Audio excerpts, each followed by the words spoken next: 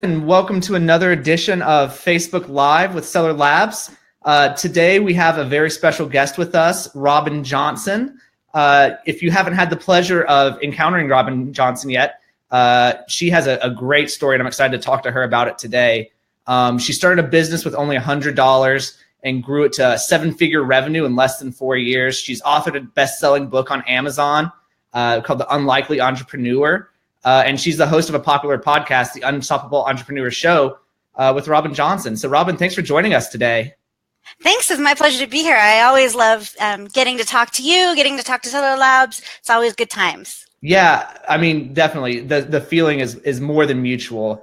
Robyn's like one of my favorite people that I get to encounter whenever I'm traveling or out on the road. And I'm sure Jeff would say the same. She's always got a smile on her face and has always got a great story to tell. And so, Robyn, what I would love to do is to kind of start out. I know I kind of hit the highlights there about what your story is, but if you can give us just like the brief story, like the elevator pitch of your story. I know that I always like to hear it. It's a really inspiring, story to hear. So I would love to kind of share that with our audience who may have not heard that yet.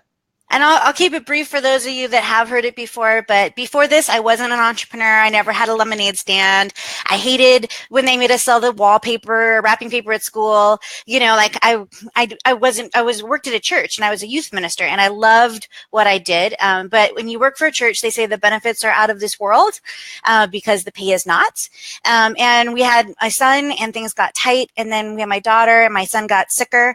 And there was a moment where they were testing him for Job's disease, where my thought wasn't, well, let's do whatever it needs to, whenever it needs to happen for my son. It was, how do I keep my son alive and keep the house? We were doing Dave Ramsey's like Financial Peace University, and on CD6 he talks about this woman who is like going to garage sales and buying strollers and then reselling them on Craigslist. And I was like, I could totally do that. So we started with that. Then we moved to eBay and then Amazon, our own website. We built up into a seven-figure business in just a few short years. Now we not only, in addition to helping other sellers, and we continue to sell on Amazon a lot. So we have slowed down a little bit on eBay this year, but we do a lot of different things. And now we're even consulting and selling on consignment for brands. And so we're always expanding our business horizons. And this will be like our sixth Q4, I think. So I'm super excited for it. And you're never really ready, but I think I'm as ready as I'm going to get. That's awesome, Robyn. Thanks for sharing it. Like I said, I always love hearing your story because it's the story that so many people in our space have, right? And it's or trying to paint for themselves. And so it's super inspiring to hear just your journey along the way. I didn't. Oh, I was going to say, I didn't know, if you're wondering, can I really do this? I don't have any business experience. I'm not good at sales. I wasn't good at any of that either. The only thing that, and I think, Tyler, you've seen enough sellers that you can say this too. It's really about grit. Are you willing to do the work, or do you just like the idea of having an Amazon business? Because it's two very different things. Mm-hmm. And, the people that are successful are the people who are willing to get down there and really do the work. Totally. I kind of the mantra that I had someone tell me this once, and it's kind of become a mantra for that type of person is someone said to me once, I don't want to do the work. I just want it to work. And so that's kind of like, that's what I kind of laugh about in that kind of situation where it's like, it's a business, it's work. And just what a lot of people don't recognize is that a business is like a muscle, right? Like you have to work it out, or you have to practice. You have to do something over and over again until you're good at it. And you can attest to that, I'm sure.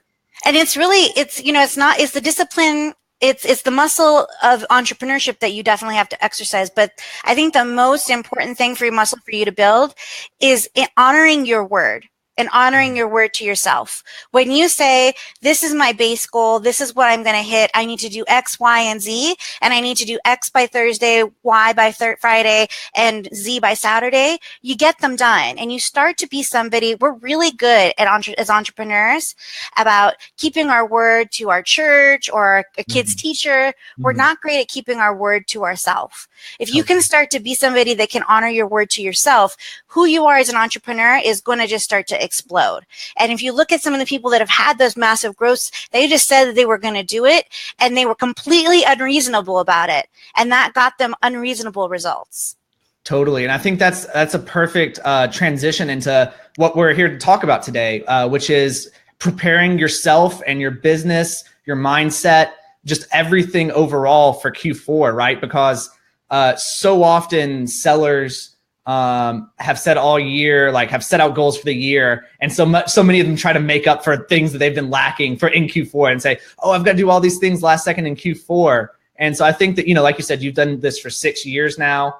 And, a comment says, isn't there a little bit of luck involved? And I think there definitely is a little bit of luck involved. Thanks, Gene, for commenting on that. But there is a lot of work. Luck is where, what's the hard work meets opportunity. Yeah, exactly. Yeah. That's it exactly. And so what you've done this for about 6 years, you said. What are your tips for going into Q4? Do you have just like some like from easy to hard or what have you? Give us some tips. So I would say that while there is luck involved, I would say you want to kick Lady Luck out of your business as much as possible. You don't want it to be about luck. You want it to be about, I'm producing X things in my business, and that's going to get me Y results. So you need to be really clear on what are the revenue producing activities. So for some of you, that's going to be getting out there and doing retail arbitrage. For some of you, it's wholesale. For those of you that are private label, it's going to be making sure that your supply chain is nice and clear. You've got lots of inventory. What are the things that you need to do in order to make sure that your revenue gets to where you need? And then the biggest piece of that is making sure you have a profit-based goal. A profit-based goal is great because if you have a goal that's based off of gross sales, what I see sellers do is in order to hit it, what they'll do is they'll lower their margins or they'll relax their buying criteria. And because of that, they do sell more, but they make less. So we want to make sure we have a profit-based goal. And from that profit-based goal, we figure out what is the gross sales goal that matches that. So in order to profit this amount, I'm going to need to gross this amount. From there, once you have that gross sales amount, now we need to figure out how much do you need to have in inventory in order to sell that much. Because you can't make $100,000 of sales on $30,000 of inventory unless you are moving like a maniac getting things turned, right? So you want to make sure that you are starting to look at, right now I have $100,000 in inventory and I have $50,000 in sales. So let's just say I want to get to $100,000 in sales. So I can get that $40,000 profit or whatever it is for you, then I need to have $200,000 in inventory by Black Friday ready to go, and I can still restock as we go. So we want to make sure that you have those really clear indicators of what your profit goal is, what your buying criteria is, and all of those little actions. You want to make growth predictable by taking those big tasks, those big goals. I want to lose 50 pounds. And you want to say, okay, well, I'm going to break that down into, I need to lose a pound this week. So that means I need to make sure I'm measuring my caloric intake and how much I'm exercising. So you're going to start looking at what are the things that I'm going to do. And you're going to break those up into smaller tasks that are more doable. And by doing that consistently over time, it becomes less about luck and more about you consistently generating consistent results. Totally. Jim comments and says, Thomas Jefferson said, the harder I work, the luckier I am. And I think that plays right into it, right? But as just to reiterate your point there, having clear understanding of your numbers is incredibly important. I've talked to so many people in this space that, especially people who are just getting going and, just get so caught up in the vigor of Q4, and they're so excited and they're seeing numbers like more sales than they've ever seen. And then they kind of look at it afterwards and say, oh, I didn't make any money. Q4 was less profitable for me than all the other quarters, even though I sold 3 times as many units. So reiterating your point there is just, that's it exactly. It's like knowing your numbers, knowing how much inventory you need to have in stock, because if you are going to run lightning deals, run PPC, anything like that during Q4, you're probably going to be paying more, right? You're probably going to be paying more. You're going to be moving more inventory, but at a less margin. So that's a great point there. And when you're not strategic, everything costs more. Money costs more, shipping costs more. So if you're not thinking strategically now about what are the problems that I'm going to be facing in December, because there's certain problems people they're like, oh no, there's a storm. Hey, there's a storm every year. Oh no, the warehouses are backed up. The warehouses get backed up every year. This is not a surprise. That's like being like, oh no, Christmas is in December. It's in December every year, right? Yeah. So we want to start saying, what are the problems that we're going to anticipate having?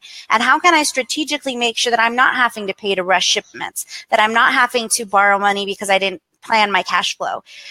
Those are things that are really important to making sure that you can maximize your profit. Totally. And there's a link that I'm posting in the comments right now, and I'll put in the show notes later. That's just like an infographic that Amazon's provided for their Seller Central users that has like all the holiday dates. It has everything like that. And that's available pretty much anywhere, right? But this is just the one that Amazon's compiled themselves. And so I would encourage everyone to know your dates, right? Know when you can remove inventory for free. Know if it's prudent for you to move inventory for free. Know when the last day for you to send an FBA inventory before Christmas is. Know all of that kind of stuff. Like, you're just shooting yourself in the foot if you don't know your dates. Robyn, do you have anything to kind of say about that? Well, and you have to think about your business too. So if you sell exercise shoes, then you want to think, okay, well, I know that things are going to sell well in Christmas, but people also have New Year's resolutions. They're going to buy with gift cards. So my Q4 is going to be longer than somebody who sells live Christmas trees. Somebody who sells live Christmas trees, their season is going to end way earlier than yours because people don't buy certain things after Christmas. So you want to be thinking about your product mix and when the highlight of your season is, and you want to make sure that you're kind of watching Q4 because people get excited. They're like, it's Q4 now, today. Don't expect Q4 sales today. It doesn't really happen until November. Think about when you as a customer start to make those buys for Christmas. That's a great note. So Janine asks, this is a great question. This is my first Q4 selling on Amazon FBA. First of all, congrats, Janine. That's super exciting. What's one piece of advice for me as a new seller that's very important? So what would you have to say to that? So the first thing is I want you to make sure that you're really clear on what's working and what's not working in your business. So if you haven't looked at the inventory dashboard, if you go to inventory and then inventory planning, I think and then there's a dashboard in there.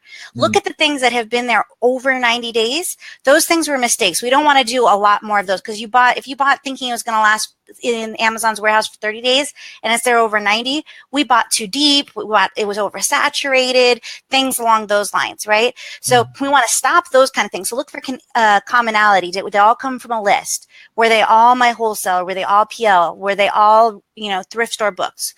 And you want to say, okay, so I need to pull back off that and then see what things have been working. What's been selling for you consistently? The biggest thing for your first year on Q4 is to make sure you get as much inventory, high quality inventory. Right. Not everything raises in price. Not everything sells in Q4. You can have all the Zuzu pets in the world. They're not going to sell this year. So, you have to have the right inventory. So you need to be watching what sells now. And then the biggest way to make sure you have the biggest pile of money is, so if you're going to be doing private label or wholesale, you need to place those orders like yesterday. Yeah. You need to get those orders in.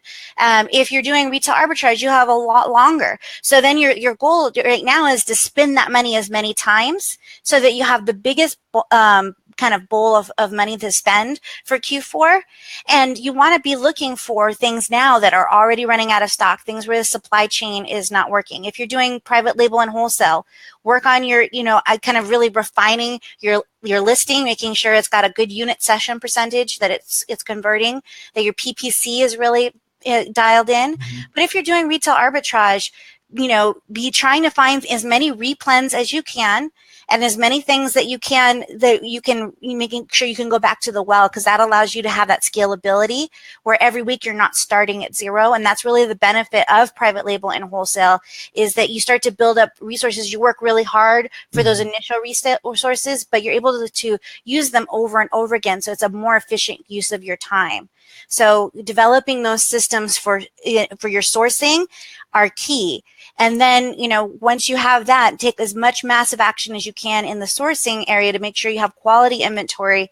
And then if there's any point where you kind of run out of inventory for a period, that's when you work on enhancement, making sure that you're watching your inventory turn, those kinds of things to make sure that things are moving correctly and staking. And so first, revenue producing activity, then you're going to prioritize the activities that are going to cause money to leak from your business. Definitely. So you were talking about stale inventory, looking at what inventory is selling, what inventory is not selling. Is that the inventory health report you're referring to, or is that another report within Amazon? So I love the inventory health report. If it was a bachelor, I would marry it. If I wasn't already married, it's like it's like the Kim Kardashian of reports. You can get so much information from the inventory health report, especially if you have a wide product mix. You want to look, because it'll tell you if you're the lowest price. It'll tell you how many units you sold in the last 30, 90, 180 days, how much you have that inventory has been aged for a certain period of time, what your long-term storage fees are estimated to be. It gives you a ton of information. And you can use that information to say, well, what things are selling really well? So the things that have a lot of units shipped in the last 90 days. And then what things are not moving well? Things that have been aged over 90 days. So in one report, you can get a really clear shot of what items you want to do more of and what items you want to do less of. And that's really, really a powerful, once you can start to take the magic out of it, where you're just kind of like, in the beginning, you just kind of take inventory and you're just kind of like this, like, I just hope it works.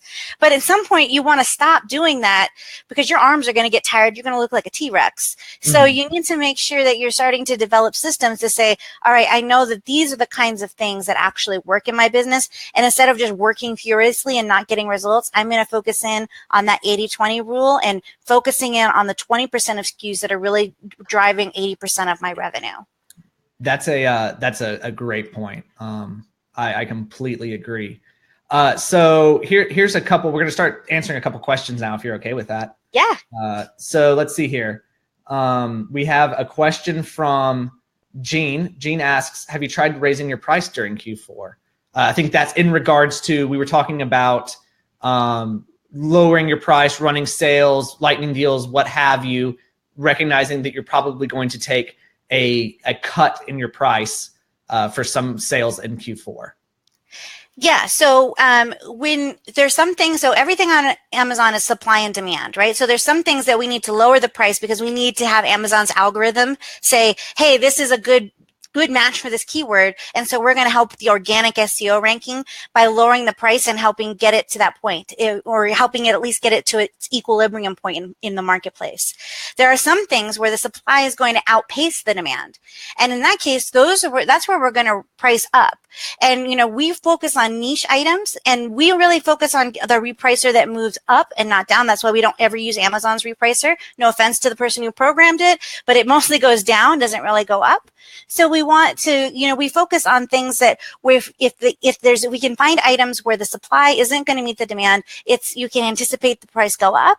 If you see something that's starting to get saturated, then we can expect the price to go down. We saw this with fidget spinners, right? When everybody wanted them, the price was really high. Now you can get them anywhere. We saw it start to soften. And so you want to watch for that softening. Especially if you're a private label, do you see that there's a lot of competitors coming in that are starting to lower the price? We're seeing a lot of sellers coming in on different listings. That's an indication that the wave is cresting. And if you have ever been to the beach, you know that once you start to see that foam on the wave, it's going down from there. right? So once you start to see that softening, you want to make sure that if you have control over the distribution, we're going to pull back that distribution. If there's a possibility to do that, if you're like a brand owner, and other than that, because that will cause the price to stabilize.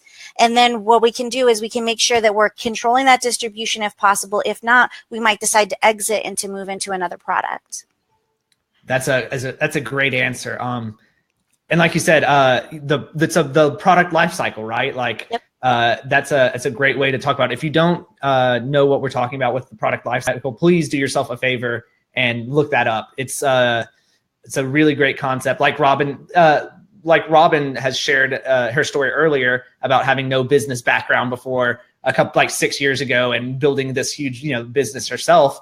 A lot of people don't know those concepts. And so learning about this in their first venture into Amazon, where they're saying, oh, wow, all these cool things, are selling. These fidget spinners are selling. They don't realize that maybe that wave is done and need to be moving on to another one. So that's a wonderful tip to share, Robyn. So we have a great question here. It says, are Facebook ads a must do for new sellers? I'm going to broaden this out and say, are ads in general, Amazon, PPC, Facebook in general, do you feel that those are a must do for all new sellers? Robyn? So I don't think it's a must do for everybody. If you're selling, items that are kind of they've got some niche, that they're already established, the demand's already there. Like if you're selling Legos, you don't really need to run ads on Legos. Right. Lego runs enough ads that they're good. If you're launching your own product or you're launching your own bundle, and I think that you do need to run some sponsored products or some sort of PPC to get those initial conversions to get them running.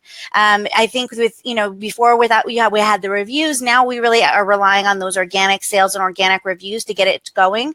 So I think it depends on your strategy. If you're bringing new listings to the market, I would say you do need to do at least sponsored ads. And then when it comes to Facebook ads, I would say, when Facebook ads are kind of like pulling in like the second brigade, right? So, Facebook ads are when PPC isn't working because it's too competitive. And so we need to draw in people from another way. Yep. So, if you got a PL and then you realize that niche was oversaturated, yes, you probably will have to do Facebook ads. But if you're the only blue lacrosse mitt on Amazon for left-handers, and you're going to get all of the left-handed blue lacrosse traffic. So that makes it easier. So you don't have to run as many ads. For the more niche a product is, the less ads we run. The more competition, the more PPC, whether it's Google, Facebook, or sponsored ads that we run. And we do run our own ads. My husband really manages those. He's the analytical one. I forget. I mix up numbers and things like that. He's really good at the consistent analytical stuff. But there's a lot of, and Seller Labs has a great product if you're learning ads for this called Ignite that my husband has really checked out. And, if you're just getting started, it's a great place to get started. But I do think that running ads is an important part to getting conversion, but you want to make sure before we drive listings or drive traffic to a listing, we want to make sure that listing is converting regularly. So, looking at that detailed sales and traffic report and seeing, is it that we're only getting 12 sessions a day, or is it because our conversion rate is 2%? Totally. And I want to come back to the listing optimization in just a minute, because as you know, that's one of my favorite things to talk about. But I just kind of want to share my thoughts on that, if that's okay. Yeah. As far as when it's time to run outside Facebook ads, when it's time to run Amazon PPC or any other kind of sponsored ads on Amazon, there's there's people who need to worry about it, like Robyn said, and there's people who don't need to worry about it in both cases.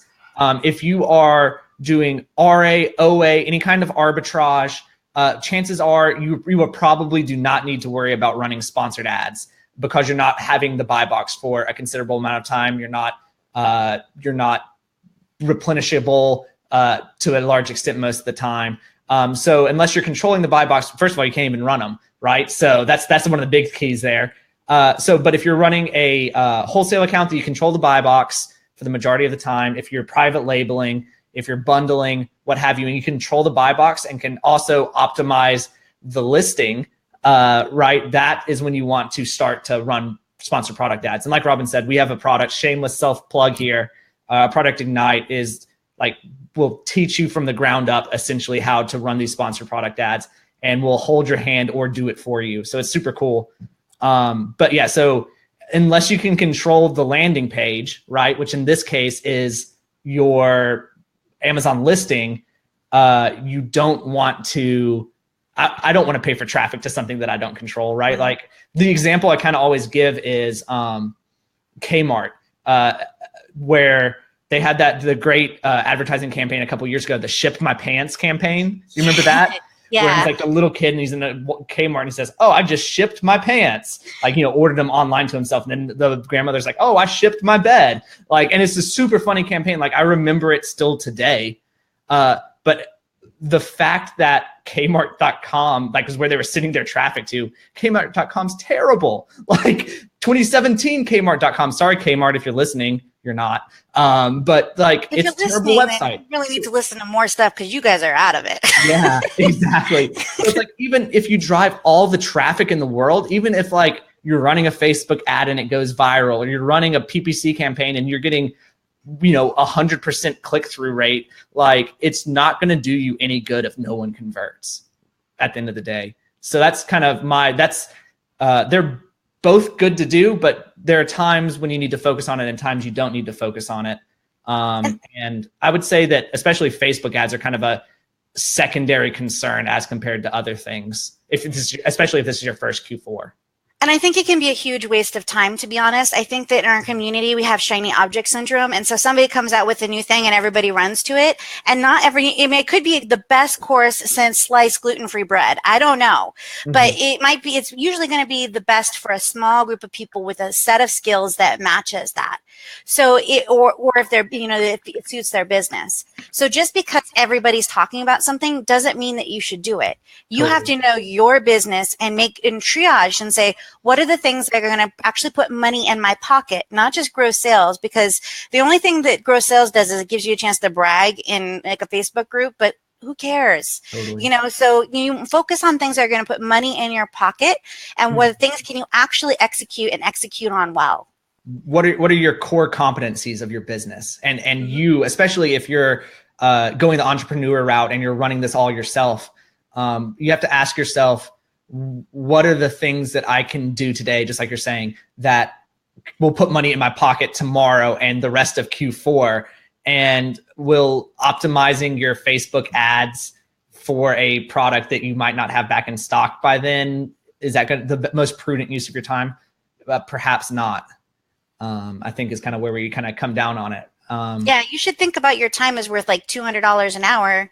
Mm-hmm. And then if you're like, ooh, this is a waste of money, then we need to look at, because a lot of people, when they are sourcing, they can earn that amount. Mm-hmm. So you want to spend most of your time on the things that are going to generate the most revenue or prevent the most amount of profit from leaking from your business. That's where you want to spend your time. Everything else is gravy.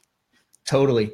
And I think that's a perfect segue into talking about listing optimization, right? Like, I don't think that there's any more important of a time of year to have your listings optimized than in Q4, just because people are strictly shopping more during Q4. So do you have any tips as far as that goes, as far as listing optimization goes for your products? Yeah, so I think the biggest thing was the indexing change. So making sure that you're actually indexed for the words that you think you're indexed. Not another shameless plug for you guys. We use Scope all of the time, actually. We really like Scope. So looking and seeing what you're ranking for, what your competitors are ranking for. You can do this manually. You can do it with Scope. There's other products out there, but you need to make sure that you're watching those keywords and making sure that you are indexed for the words that bring the most highly relevant traffic to you. Totally. So don't optimize for shoes. When you have a high heel, kitten heel. If you have a kitten heel, you don't want to bring tennis shoe buyers to a high heel listing. Totally. So words that are going to bring the most qualified buyers, because what we want to do is see that for that keyword, you're converting a good chunk of the traffic. So driving irrelevant viewers will increase your amount of sessions and page views, but it will hurt your unit session percentage. And then Amazon's going to say, you know what, people don't actually buy when we send people to this listing, so we're going to move it down a notch. So making sure your titles are on point, that they describe the product, follow the style guidelines, have all of your important keywords in them. You should use all of those images, have lifestyle images, show all the details up that are up, benefit laden bullet points. So not 6x9 pan, but this 6x9 pan will fit in with all of your other dishes of the same size, and will make you the envy of every church mouse. This won't spill in your car, you know. So you want to focus on the benefits to the customer. Then don't forget about that description. It's below the fold, but not necessarily for mobile. So we want to make sure that the description is solid too. And then if you have brand registry, man, you are missing out if you're not part of enhanced brand content. That's the truth. It makes your listing look so much professional, and you look so much bigger and more professional as a brand. And it gives you a chance to get so much information in a way that's so much more digestible than just a block of text. I think that if you're not taking advantage of that right now, well, it's free, you are a little cray-cray. So you want to get, you want to take care of those things. And then making sure that, that you're bringing that highly relevant traffic, making sure it's converting. And then don't forget Amazon Business too. We get a lot of B2B sales in toys, chocolates, things like that, corporate gifts. So make sure that you're optimizing for every way that traffic can come to you. And once the traffic gets to you, we want to convert it. So looking at that unit session percentage, we actually put it in a chart, and we can actually see, how that unit session percentage is moving up or down with the changes that we're making. Yeah, I completely agree. It's, I have the opportunity to talk to people a lot about listing optimization and, using relevant keywords. And the thing that it always kind of comes back to, is optimize for conversion first. Like I said earlier, the most important thing, you can drive all the traffic in the world, whether it's from Amazon, from Facebook, from your grandmother and all of her knitting friends. It doesn't matter if the people are not converting, right? Like if you're not getting a sale at the end of the day, it's only going to hurt you, no matter how many keywords you can get indexing in your backend keywords, right? Like we know that it's 250 bytes now, but if you don't convert on those listings, if you don't have copy that is compelling, if you don't tell your brand story, then at the end of the day, you're just kind of wasting your time. Right. And so like Robyn was saying, enhanced brand content's awesome, right? It helps. Enhanced brand content is like, I thought they would start charging for it way sooner. They said they're still not charging for it. You have to be brand registry to get it. And then I saw somebody ask about the convert unit session percentage. Yeah. If you go to reports, business reports, and then it's on that left-hand side over here, it's going to be detailed sales and traffic. And you want to, if you have variations, you want to look by child. Yeah. And so someone asks, what do you think is a great conversion rate? And that really, it's hard to speak to. I don't know if Robyn wants to speak to. Remember Cat Simpsons would have the bell and she'd go, it depends. Yeah, exactly. That's it exactly. It totally depends on your listings. And so the question is, where are you at now? Like what are you selling at right now? And can you make it better? Right? Like what's good for me and what's good for someone else. Of course that matters, but look at it as, okay, I was converting at 6% and now I'm at 8%, which equates to X more sales per month. And that's kind of how you need to look at it as you start to optimize. Because if you set this lofty goal, right, it's like Robyn was sharing earlier, it's all about setting realistic goals and taking small steps towards those goals. So that's my thoughts on that. Do you have any comments beyond that?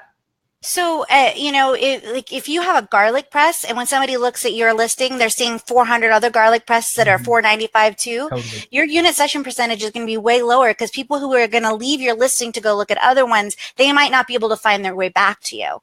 But if you're the only blue lacrosse mitt for left-handed things, and I don't even know if that's a thing. It's just an example I use. Yeah, But nobody starts selling blue lacrosse mitts. I'm not saying that's a good product to sell. I'm just using, but if you're the only person in a niche that's selling something, or if you've developed a lot of brand loyalty. So we have one of the newest client that we brought on, their unit session percentage with no listing optimization at all, and not even being indexed for the right keywords is 43%. Yeah. So, because people who are going to that listing are looking for by brand. So for them, we said, as we optimize your listing, you might expect your unit session percentage to go down a little bit because we're going to bring out more than just your loyal fan base in, right? But so you have to be thinking about what does that percentage really mean? It means that everybody who was going already had the intent to buy there, and that the traffic that was getting there was always was something that was really focused. So, but they're in a very niche product and they have some very unique selling points. So that's why they're able to sustain that. Well, some people struggle at 6-8%. I really like to see above 10%. I feel if you're below 10% and you've done everything and you can't get that, then you might be in a saturated niche and it might be time to re-strategize a little bit. Yeah, I agree completely. And what I'd also say is, just like we mentioned earlier, it's more than just being optimized for keywords. Like keywords are obviously the most you control for driving traffic, both in your sponsored products and in your listing optimization. But once they get on the page, there's more than just that helps them convert. And it's also, go ahead. Sorry. I was going to just say, sorry, I keep interrupting you, but if let's say you have all the right keywords and you bring your exact target customer in, but on customers who viewed this also viewed that, there's almost an exact same product and they're half as much as you. Totally. Then it doesn't matter how great your keywords is. There's something on the page that you can't control because it's customers who viewed this also viewed that is driving traffic away from your listing. And so you might need to reconsider price, or you have to have something on your page that really demonstrates why your product should be worth twice as much. That's a great comment as well. So it depends on the market as well. So let's find another question here. Digging through here. So Mike asks, going back to PPC, should you do PPC if you're not the creator of an ASIN, i.e. you have multiple competitors on the ASIN? We kind of touched on this a little bit earlier. My answer would be, if you don't have replenishable, well, it depends on if you're in the buy box one, right? Like, because otherwise you can't. You have to have the buy box, and you have to, and that detailed sales and traffic report will tell you your actual buy box percentage. You don't have to just guess. They'll give you what percentage you have. So see if you have it, and then like what you said, is it something? It takes a while to get those sponsored ads on point and really so that they're really converting well. If you only have 10 of them, it might not be worth it. You need to be able to replenish them. But we do PPC on things that we're not the only seller on all the time. Right. And it's the same with like listing optimization, right? Like, again, like how much effort and time do you want to pour into something that you're not going to be doing all the sales on? And maybe may or may not have replenishable stock in. So Simon asks, Robyn, do you do your own PPC? Do you run your own campaigns? Well, so my husband does, and since we're one flesh because of the marriage thing, I'm going to say yes. So so no, but we do run our own. We run them in-house. But you have to have somebody who's analytical and somebody who likes doing the same thing over and over again. I would not be great at managing sponsored ads because I get bored. Like, I figure out a puzzle and I move on to a new puzzle. And so I think it's good on your team. You want to hire out, you hire out your weaknesses.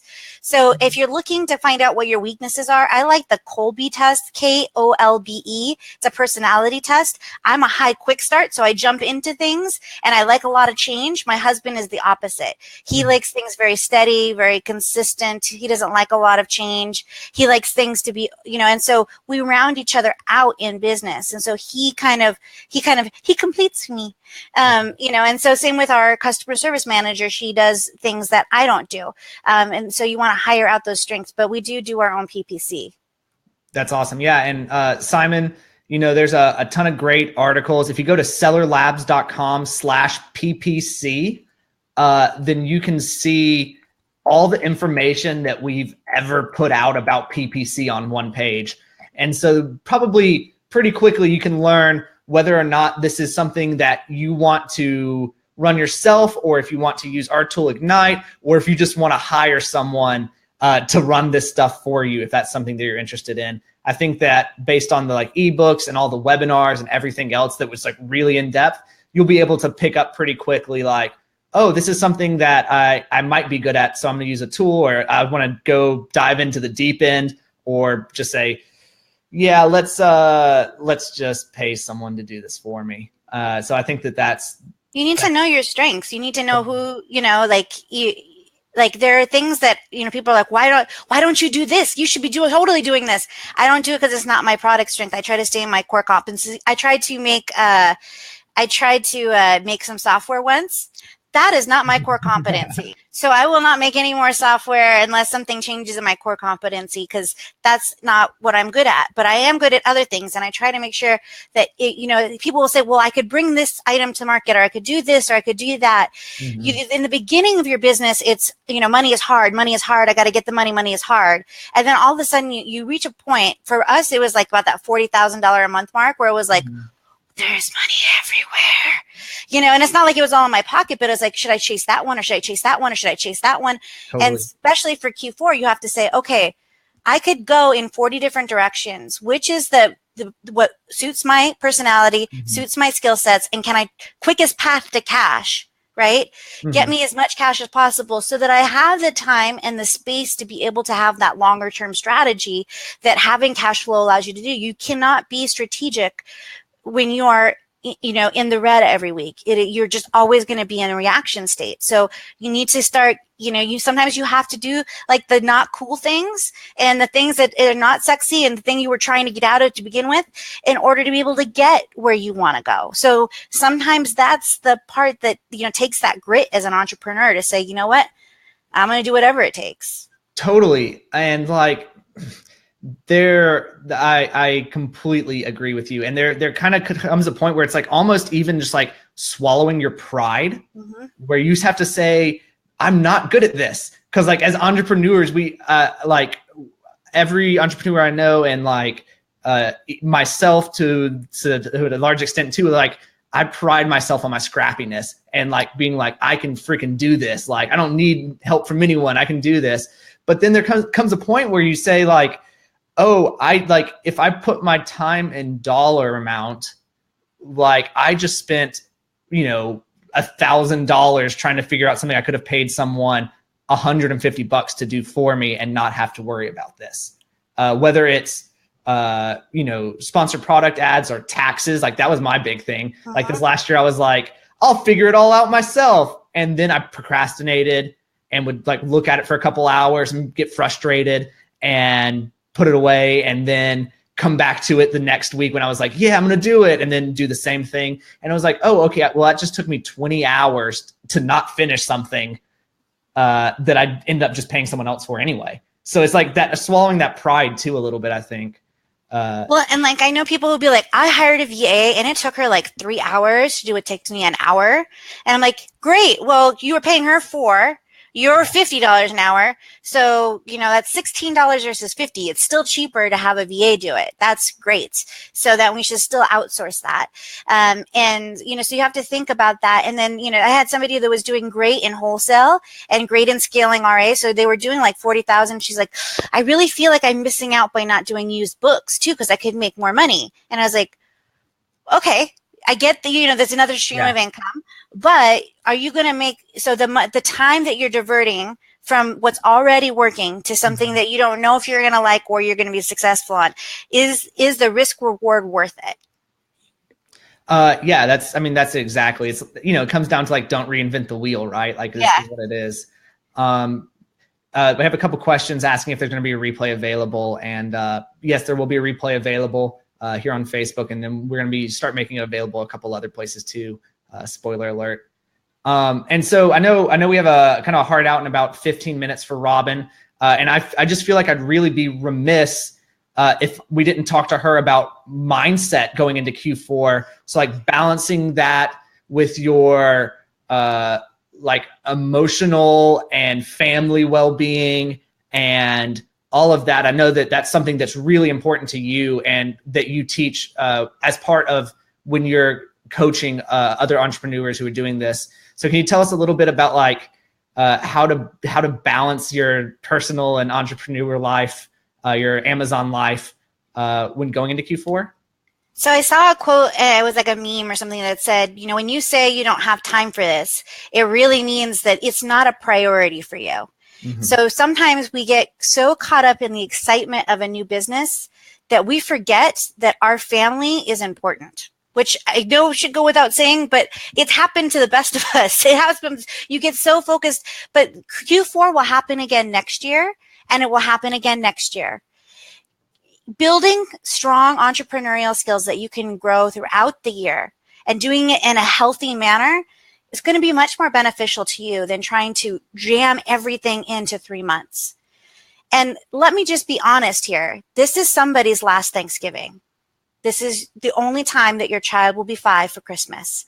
This is the only last time for somebody's kid that they will express awe at seeing Santa Claus or watching the Christmas lights go on.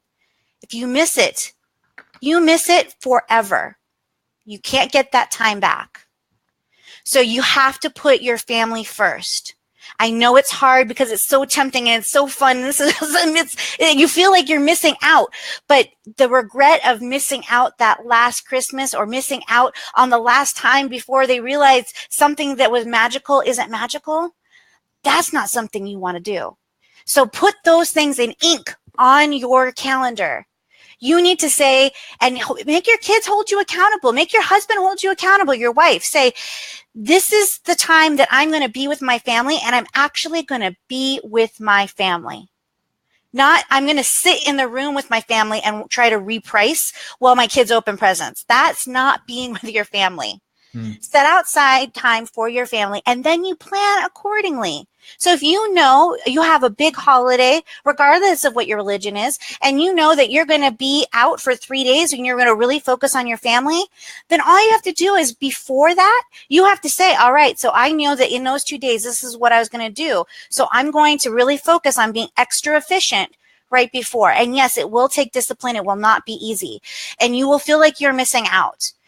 But if you can do that, if you can start to be able to have healthy boundaries, your family is going to be more supportive of you in this business.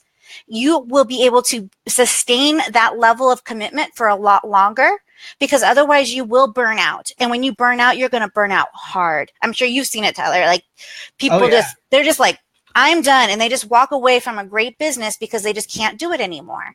Yeah. So, that's something regardless of size. Mm-hmm. It's regardless of size, it's regardless of industry.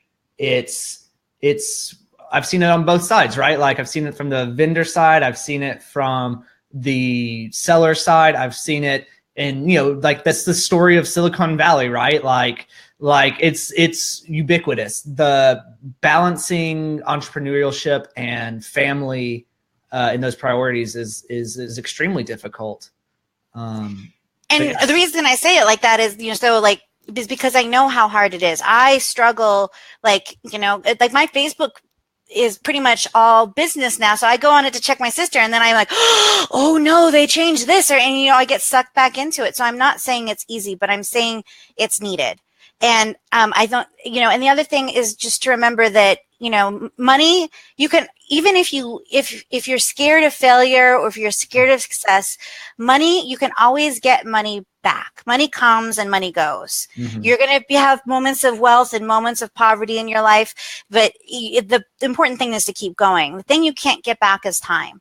So how are you spending your time in your business? If you're wasting it doing things that aren't getting results, it's mm-hmm. time to stop. So you need to be tied into what your profit and loss is saying. If you don't have a profit and loss, you need a profit and loss. Ignorance of your numbers is ignorance of your business, man. You cannot run a business. You can't steer a ship without a map and without knowing where you are. So, get your stuff together and start running a business. I know I've talked to multi-million-dollar sellers that are still kind of running around like chickens with their heads cut off. There's nothing wrong with that, but at some point it's just not going to work for their families or work for them anymore. Totally. And I think that like that really just ties everything that we've kind of been talking about here today, like in a nice little bow, appropriate for Q4, of course, a holiday bow. Yeah. But like, that's just it exactly. Like, you know, really as we're preparing to go into Q4, take some time to step back and, you know, stop, you know, the cliche, stop working in your business and start working on your business. Right. So look at what's working. Look at your inventory health report. Look at what your goals are for Q4 and look at a correct amount of inventory like you shared, right? Look at the listings that you have, like which ones do you control? Which ones can you edit and optimize for optimization? And it seems intimidating when you look at all of that at once, but you can kind of take those things step by step and like spend an hour today looking at the first step and then move on to the next step. And if you feel like you're always 10 steps behind, totally, you have to take a step back and you do a brain dump, right? Everything that you need to do, all the things that you aren't doing that you should be doing, and all the things that you could be doing. And then you want to prioritize what are the things that really have to be done? What are those revenue producing activities? Mm-hmm. I see so many people jump from activity to activity to activity without saying, you know, first, like, what are the things that have to be done? And then what are the things that I can quickly tick off? Because sometimes we'll gravitate towards those tasks that are easy and we'll forget, you know, to do what is necessary. Totally. So Robyn, I just want to say thanks so much for coming on today. I always have so much fun talking with you. You're such an inspiration to me, and I think everyone else that has the pleasure of hearing you and talking with you. Tell us a little bit about like where they can find you. I know a lot of the topics we kind of talked about today, you're giving away for free, like a little bit more in depth in a free webinar. Tell us a little bit about that. So we have like a Q4 warm-up that we have that's like an email drip of like things on how to get those profit goals, how to find those things. And then we're doing in Q4 boot camp. And the Q4 boot camp, so the Q4 warm-up is free, and we're going to send you free content. And then the Q4 boot camp is weekly video. So we go through, there's a playbook on how to go through exactly how to set those goals. This week was on action planning. So you're setting up your weekly action plans. And then next week is going to be focusing in on sourcing and making wholesale buys and things like that. But we're talking about wholesale, retail arbitrage. It's free for the boot camp itself is free for active, retired, disabled, military, and spouses, EMT, nurses, teachers, clergy. Awesome. I think that's it. Teachers and clergy. And we're talking teachers at a school because it's a service. So we're offering a service scholarship. So if you go to the link on the screen and then scroll down to that green link, if you have any trouble, just email me and we'll get you set up. Yeah. And so you can just go to make it easy for you guys. You can just go to sellerlabs.com/Robyn and we'll send you to the free material, and then you can navigate to everything else from there as well. And then you can also find Robyn on the Unstoppable Entrepreneur Show. It's a podcast that's available for her, and iTunes, Stitcher Radio, iHeartRadio, all of those. Yeah. And so, like I said, there's a ton of great comments. I can't display them all, but you know, people are saying "You rock, Robyn," and "Don't make me cries," and all of that. And like, I just want to thank you so much for coming on and sharing your inspiring story and helping others understand that they're not in this alone. Because so often, especially with sellers who are going into Q4 for the first time, it's easy to feel overwhelmed and like they're doing this alone. So thank you. And if you feel scared, because it's your first Q4, know that that's normal. You're going to feel scared every Q4 probably, unless you're just somebody with really high risk tolerance. And being scared is good because it means you're still alive. Totally. So you should always have something in your life that's worth being worth failing at. And I think that having this business is really one of those things. That's awesome. Yeah, I totally agree. So once again, thanks, Robyn. Everyone tune back in next week and we'll have another great show for you guys. All right. Thanks, guys. Thanks. Bye.